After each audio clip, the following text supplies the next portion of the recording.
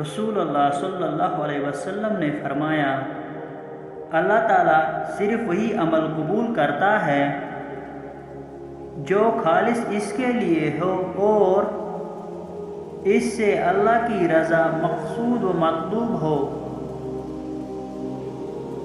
رسول اللہ صلی اللہ علیہ وسلم نے فرمایا، اگر عورت اپنی شوہر کی کمائی میں سے اس کے حکم کے بغیر اللہ کے راستے میں خرچ کر دے تو اسے بھی آدھا ثواب ملے گا۔ رسول اللہ صلی اللہ علیہ وسلم نے فرمایا، دنیا مومن کے لیے قید خانہ ہے اور کافر کے لیے جنت۔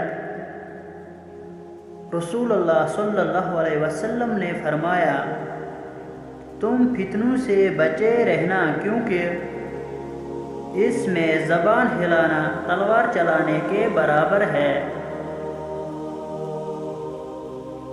رسول اللہ صلی اللہ علیہ وسلم نے فرمایا، تمہارے رب نے مخلوق کو پیدا کرنے سے پہلے اپنے ہاتھ سے اپنے لیے لکھا تھا، بے شک میری رحمت میرے غصے پہ غالب ہے۔